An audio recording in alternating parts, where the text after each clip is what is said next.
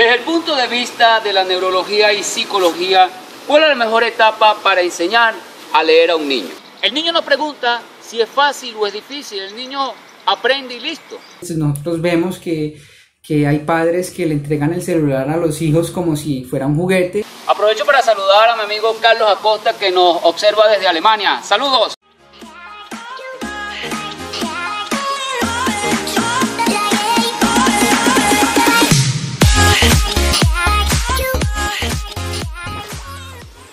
Quiero que tomemos este tema no como padres caprichosos, que en ocasiones decimos, no quiero que mi hijo pase por lo que yo pasé, o quiero que mi hijo haga lo que yo no hice.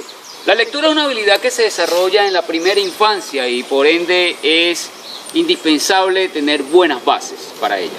El niño que no desarrolla adecuadamente esta habilidad empieza a tener problemas en todas las materias, no solo en lengua y literatura. En consecuencia, y como resumen, la lectura es fundamental desarrollarla con muy buenas bases en etapa preescolar. Desde el punto de vista de la neurología y psicología, ¿cuál es la mejor etapa para enseñar a leer a un niño? Primero debemos observar al ser humano de dos puntos de vista distintos.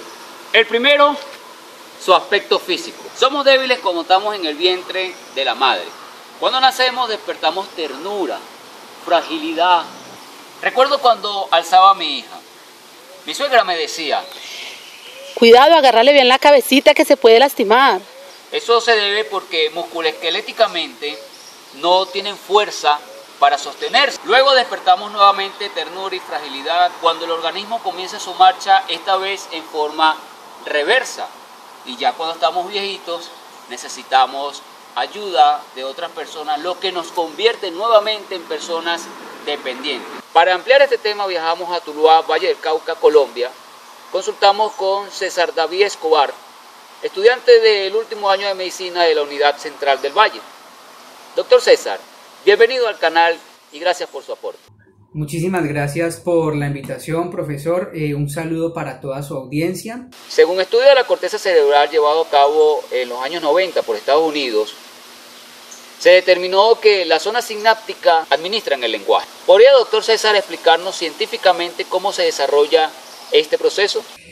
El área de Broca es el área motora del lenguaje, es decir, lo que nos permite la formación de las palabras a través de conexiones con áreas motoras primarias adyacentes.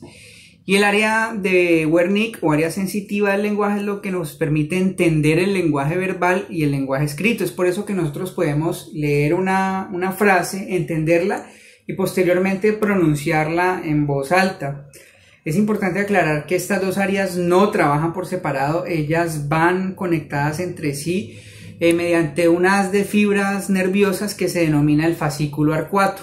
¿En qué zona del cerebro se hacen diferentes actividades humanas y cuáles están vinculadas directamente al aprendizaje? Bien, esta pregunta es mucho más compleja, pero generalizando un poco, la corteza tiene funciones muy importantes en cuanto al pensamiento, la percepción, la emoción y el movimiento. El aprendizaje es una reunión, un conglomerado de todas estas cosas. La corteza prefrontal integra información de modalidades sensoriales para formar constructos de percepción, de memoria y de otros procesos cognitivos.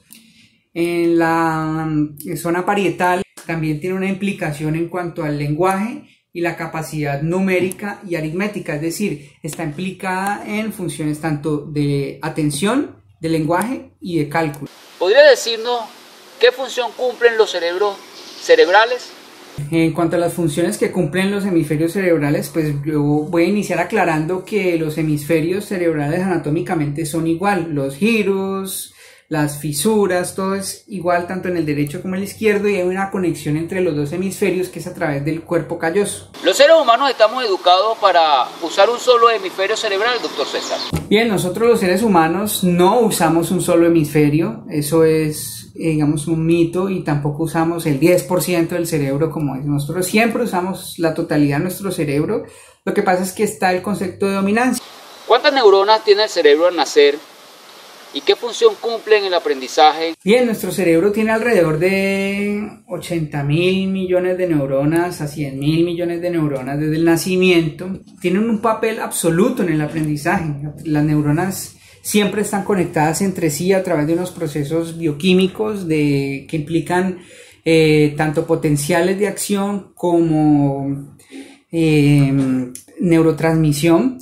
Y en todo momento que nosotros estemos aprendiendo, en todo momento de nuestra vida, siempre hay neuronas conectándose entre sí, haciendo sinapsis. Lo que pasa es que el aprendizaje es una tarea cooperativa a nivel neuronal, donde muchas neuronas están haciendo lo mismo en el momento en que nosotros estamos aprendiendo algo.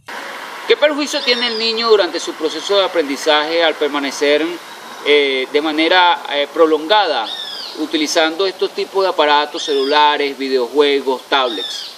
Bien, la tecnología puede traer muchos perjuicios en nuestros niños. Nosotros vemos que hay padres que le entregan el celular a los hijos como si fuera un juguete, y pues cuando son menores de 2 años puede afectar a nivel del desarrollo social. Cuando son niños más grandecitos, el problema ya es en cuanto al rendimiento escolar, el patrón de sueño y el desarrollo cognitivo.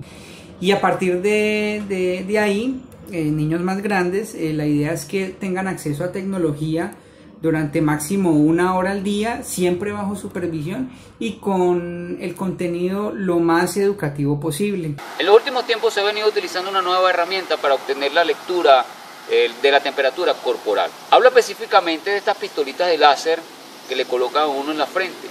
¿Qué tanto inciden en las neuronas, basado en el mito de que destruyes neuronas, o qué incidencia puede obtener a futuro en el aprendizaje del niño? Bueno, por último, yo considero que estos termómetros no afectan para nada a las neuronas. Yo creo que son bastante inocuos en cuanto a eso, pero pues si la persona le da miedo y todo eso, pues siempre puede pedir que se lo pongan en el cuello o en la mano, que igual va a censar la temperatura. Muchas gracias, profe, por la invitación. Espero que lo que hayamos hablado sea de utilidad para muchos. Un saludo para todos. En consecuencia, y gracias a la explicación del doctor César, podemos analizar que la capacidad de aprendizaje de un recién nacido es clara y absolutamente infinita en su máxima expresión. Le faltarían días a la semana para seguir aprendiendo. Y esto se puede lograr a través de cualquiera de los 5 sentidos que hayan sido debidamente estimulados. El niño no pregunta si es fácil o es difícil, el niño aprende y listo. El pero lo colocamos los adultos. Si una niña nace en Venezuela y a su padre lo envían para Alemania a trabajar, la niña a los 3 años aprende a hablar alemán, el papá todavía no, sería yo. Eso se debe a que la plasticidad de un niño para su aprendizaje es increíble. Somos la especie que tenemos como de ventaja la no supervivencia en el planeta de manera solos cuando nacemos, pero tenemos una gran ventaja: somos la única especie que nos adaptamos a cualquier circunstancia que nos corresponda vivir. Y ya para concluir con esta primera parte del video, les digo que el niño necesita cultivar o madurar 4 procesos de comunicaciones básicas.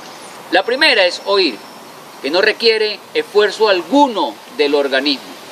La segunda es hablar, requiere tiempo y esfuerzo. La caja torácica, los pulmones, la boca, cuerdas vocales, todo lo que es los músculos de la boca, la lengua. La tercera es leer. Y la cuarta, escribir. ¿Quieres saber cómo se desarrollan y cómo se enlazan unas con otras? No te pierdas el próximo video donde junto a otros especialistas lo demostraremos.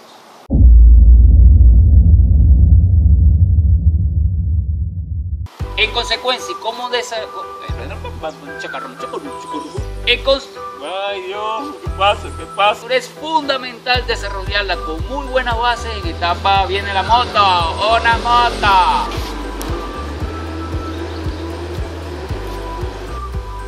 Otra moto.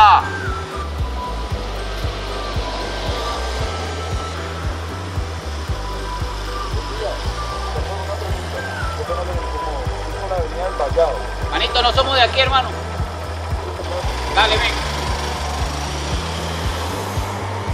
Cuidado, agárrale bien la cabecita, te la puede lastimar. Eso sonó como que preparado. Comenzamos. Empieza a obtener Marta, ¿dónde estás? ¿Y cuáles de ellas ¡Viene un carro! ¡Ahora un pito! ¡No! Guapo y galán como yo, ¿no? ¡Acción! Sonó bien, ¿va?